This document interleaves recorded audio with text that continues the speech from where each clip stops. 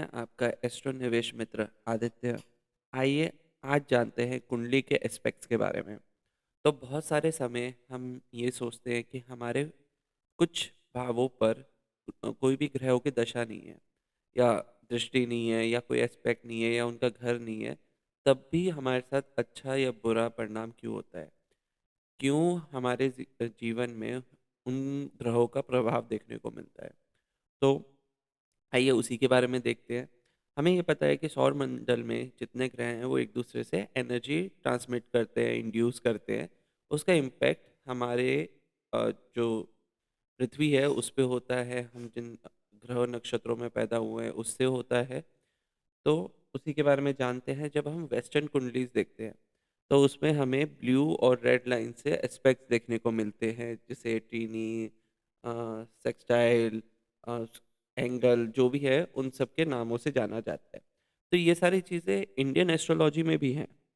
तो वो कौन से हैं हम उसके बारे में देखते हैं। हम मान के चलते हैं, एक एग्जांपल के लिए कुंडली लेते हैं। उसमें हम ये देखते हैं कि फुल एस्पेक्ट मतलब ऐसे कौन सी जगह है जहाँ पे ग्रह हमारी पूर्ण दृष्टि देखते हैं। और क्या होता है जब कोई भी ग्रह पूर्ण दृष्टि दे रहा है तो अपना वो पूर्ण प्रभाव दे रहा है। अब पूर्ण प्रभाव का क्या मतलब है? अगर कोई भी प्लेनेट नीच का होकर बैठेगा तो वो हमेशा जहाँ पे एक्सपेक्ट कर रहा है वो खराब परिणाम देगा, और जहाँ पर वो अच्छा होके बैठा है वहाँ से वो अच्छे प्रभाव देगा। तो ये बहुत ज़रूरी है कि प्लेनेट किस प्रकार का है वो निकालना है। अब पहले एस्पेक्ट समझ लेते हैं वो क्या है। एस्पेक्ट्स में हर ग्रह अपने से सातवें घर को पूर्ण दृष्टि देगा। जैसे अभी शनि जो है नाइन्थ हाउस में है, वो लगन को अपनी पूर्ण दृष्टि देगा। सूर्य जो है वो 12वें भाव पर है, तो वो छठे भाव को पूर्ण दृष्टि देगा। तो ऐसे ही हर ग्रह अपने से सातवें हाउस को पूर्ण दृष्टि देता है। पर धरती के बाहर जो भी ग्रह है तो वो अपने स्पेशल दृष्टिज देते हैं। और वो स्पेशल दृष्टि कैसे होती है? जैसे मंगल ग्रह है, मंगल ग्रह अपने से चौथा और आठवां वहाँ पे पूर्ण दृष्टि देता है। अब इस वाले केस में मंगल जो है वो तीसरे हाउस में है, तो वहां से चौथी दृष्टि किसको पड़ी? वो पड़ी छठे हाउस को। आठवीं दृष्टि किसको पड़ी? 10वें हाउस को। तो मंगल जो है चौथी आठवीं दृष्टि देता है अपने से। वहीं पे अगर मैं जुपिटर, राहु और केतु की बात करूं तो राहु और केतु भी एडिशनल दृष्टि देते हैं। ये किनको देते हैं? अपने से पांचवें और नौवें स्थान को देते हैं। तो इस केस में हम जुपिटर, राहु क्योंकि साथ में बैठे हैं उनको देख लेते हैं। तो वो वहां से अपनी पांचवी दृष्टि किसको देंगे? 12वें घर को देंगे। और वहीं से वो अपनी नौवीं दृष्टि किसे देंगे? चौथे हाउस को देंगे।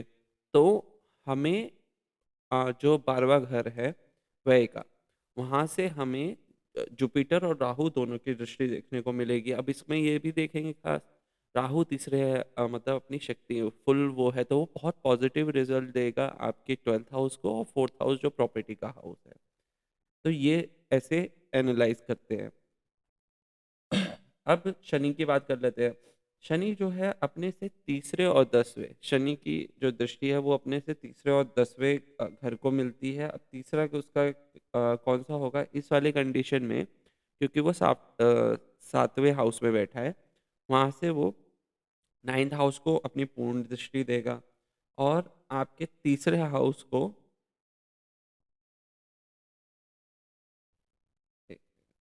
सॉरी, अपने से 11वें, जहाँ लिखा है फोर्थ हाउस को वो पूर्ण दृष्टि देगा, वो 10वां बनता है। तो ये दो जगह पे वो पूर्ण दृष्टि देगा, एक तो 9th हाउस पे और एक फोर्थ हाउस पे।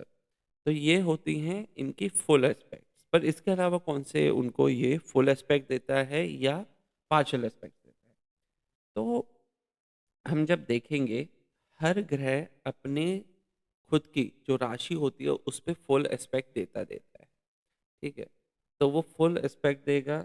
इस वाले केस में मान के चलिए मंगल जो है वो 10वें स्थान पे बैठ मतलब 10वीं राशि पे बैठा हुआ है मकर की।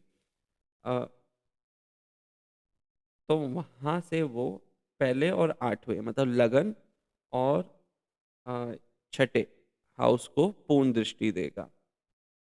अब इसके अलावा क्या होता है, हर प्लेनेट अपने नक्षत्र जब उसकी दशा चालू होती है, तो कहीं न कहीं या अपने उसमें भी जब वो प्रभाव देना होता है, तो अपने नक्षत्रों पे भी वो प्रभाव देता है और वो अलग-अलग राशियों में हो सकता है। इसलिए हम आगे चर्चा करेंगे। अब इसके अलावा क्या होता है, हर ग्रह, चाहे वो सूर्य हो, मंगल हो, कोई भी हो, वो अपने से चौथे और 8वें घर को 75% अपनी दृष्टि देते हैं। अब मान के चलिए कि सूर्य है, सूर्य आपके 12वें हाउस पे बैठा है, तो वहाँ से वो तीसरे हाउस को 75% अपनी एनर्जी देगा और वहीं पे वो 7वें हाउस को 75% वो देगा। अगर मार्स को हटा दें, मार्स जो है संपूर्ण दृष्टि देता है, उसके अलावा जितने प्लैनेट्स हैं, वो 75% देंगे। तो हम जब उसका इम्पैक्ट निकालेंगे, जो उसकी पॉइंट टेबल बनाएँगे, उसमें इसको अगर हम फुल एस्पेक्ट को 1 मार्क्स दे रहे हैं, तो इसे 0.7 मार्क्स देंगे। वहीं हर ग्रह जुपिटर, राहु, केतु को छोड़कर 5वें और 9वें हाउस पे अपनी आधी दृष्टि देता है। अब मान के चलिए, अब यहाँ पे हम मार्स का एग्ज़ाम्पल लेते हैं। मार्स से आप 5वां हाउस कौन-सा? 1, 2, 3, 4, 5, तो 7वें भाव में लोग ये कहेंगे सिर्फ़ शनि है क्योंकि और किसी की हमें दृष्टि देखने को नहीं मिल रही है।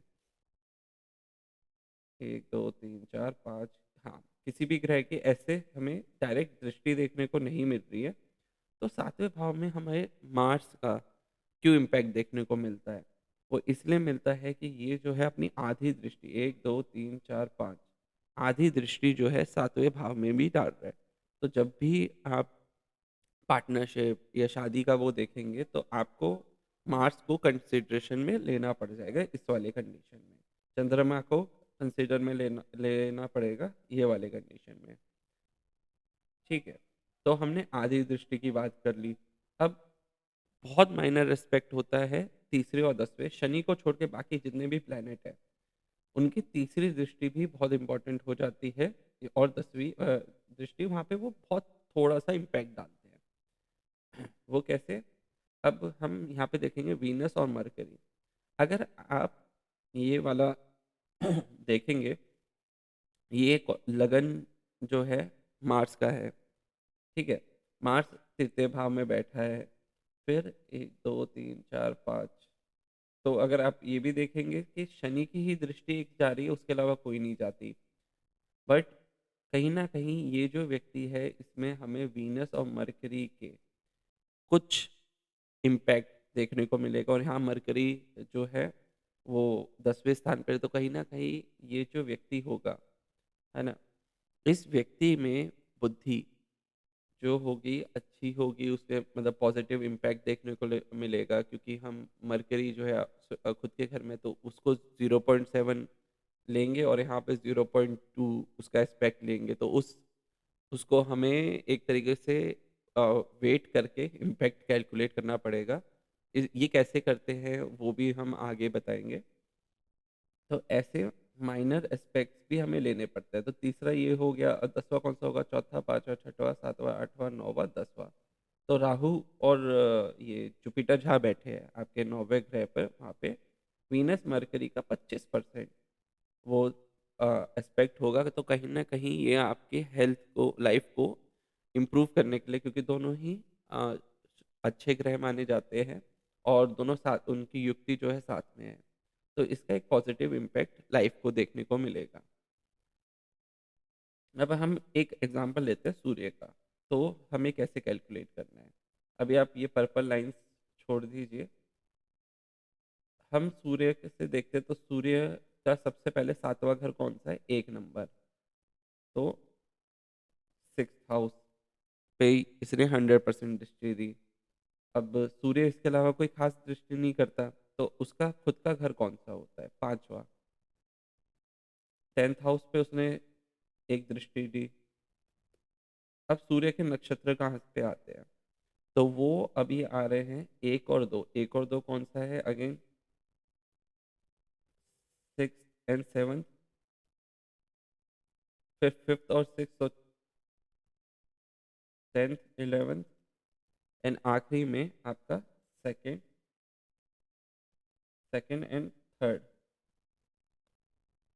हाउसेस पे इसका इम्पैक्ट जाएगा, स्पेशली जब सूर्य की दशा चलेगी या अंतर्दशा चलेगी या उसके दशा चलेगी, जहाँ पे भी सूर्य की दशा चल रही है या उसका होरा चल रहा है, तो वो उस पर इम्पैक्ट करेगा ही करेगा। अब हम सूर्य की चौथी दृष्टि देख लेते हैं। एक दो तीन चार, तो हो गया थर्ड हाउस। और कौन सा है? एट। पाँच छः सात आठ, सेवन्थ हाउस। अब उसके अलावा कौन सा है? हम 50% देखते हैं। Fifth, one two three four five, ये आपका हो गया फोर्थ हाउस। और nine, six seven eight nine, तो ये हो गया आपका नाइन्थ हाउस। अब हम उसकी 25% देखेंगे, तो वो कैसे देखेंगे? यहाँ से तीसरा, एक दो तीन, सेकेंड हाउस। और दसवां, तीन चार पाँच छः सात आठ नौ दस, नाइन्थ हाउस। ये एट था, नाइन्थ हाउस। तो इस तरीके से हमने इसकी पूर्ण दृष्टियाँ निकाली और उस पे हमने इम्पैक्ट उसका देखा। अब सबसे पहले सूर्य सातवें, अभी मैं उस पे नहीं जा रहा हूँ, उच्च का नीच का मित्र अति मित्र कैसे बैठा है। अभी सिंपल, अब यहाँ पे कोई भी हो सकता था। अभी हमने हाउसेस लिखे हैं, ठीक है। अब आप ये हम इसको जब एनालाइज करेंगे तो सूर्य अगर पॉजिटिव है तो वो इन ग्रहों पे पॉजिटिव इम्पैक्ट देगा, अगर वो नेगेटिव है तो इन हाउसेस पे ये नेगेटिव इम्पैक्ट देगा। और वहाँ पे जो इनके हाउसेस में ग्रह बैठे हैं उनके साथ इनका क्या रिलेशन है, वो भी बहुत इम्पैक्ट होगा। तो अब एक चीज़ देखिए कि सिक्स हाउस आपके हेल्थ का हाउस है, टेंथ हाउस आपके करियर का हाउस है, ठीक है। कहीं ना कहीं शादी में, कहीं ना कहीं करियर और आपके मतलब गेम्स में, बैंक में, और छोटे भाई बहनों के साथ इस पे ये सूर्य का प्रभाव पड़ेगा ही पड़ेगा। वहीं पे कहीं ना कहीं ये आपके भाई बहन और शादी में सूर्य का इम्पैक्ट रहेगा। ये आपके घर, प्रॉपर्टी, या फिर आपकी लाइफ में भी सूर्य का इम्पैक्ट रहेगा। वैसे ही आपके बैंक बैलेंस और नाइन्थ हाउस, जो पितृ हाउस होता है या फिर अलग का हाउस है, वहाँ पे भी सूर्य का इम्पैक्ट रहेगा। तो स्पेशली ये कब काम में आते हैं? जब इनकी दशाएं चलती है ना, या हम पर्टिकुलर हाउसेस को वो करते हैं, तब इसका बहुत इम्पोर्टेंट रोल आ जाता है। ये हम जो वेबसाइट बना रहे हैं, हमने स्ट्रेंथ और इन सब की बात करी थी। अब इसमें हमने एक फीचर डाला है, मैं इसको थोड़ा सा बड़ा कर पाऊंगा।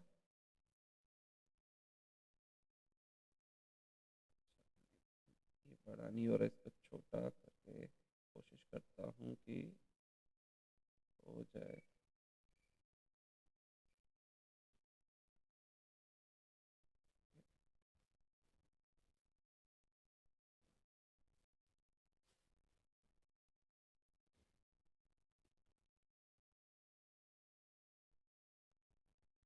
हाँ, तो ये डेटा जो है, एक बार कोशिश कर रहा हूँ कि स्क्रीन पे आ जाए।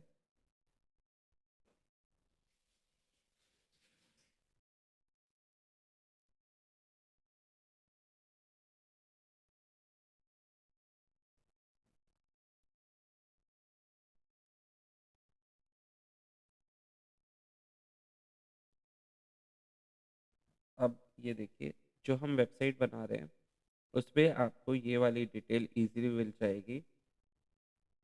जैसे हमने सेकंड हाउस की बात करी, तो अभी तक हमने इसमें माइनर जो दशाएं हैं उस पे भी काम चल रहा है, पर आपको इजीली ये इन्फॉर्मेशन, अभी तो इस पे बहुत सारा डेटा आ रहा है, उसको कंबाइंड करके हम सीधा ये बता देंगे कि आपके वेल्थ हाउस में कैसा है, आपके पर्सनालिटी हाउस में कैसा है। तो ये आपको ईजिली मिल जाएगा, उसका रिलेशनशिप उसके साथ कैसा है, और इसको हम पूरा पॉइंट टेबल में कन्वर्ट करके दे देंगे।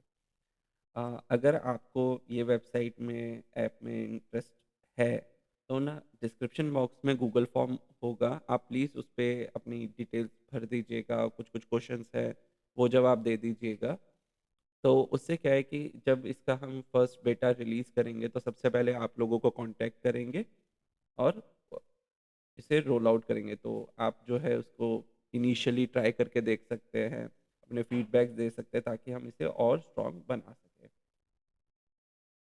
तो ये बेसिकली ये ऐसे काम होता है। फिर हम इस वाली चीज़ को जब एनालाइज़ करेंगे, तो कॉपी करेंगे, हमें अगर किसी का वेल्थ के बारे में जानना है, तो हम उसके सेकंड हाउस के जितने एस्पेक्ट्स होंगे, ठीक है?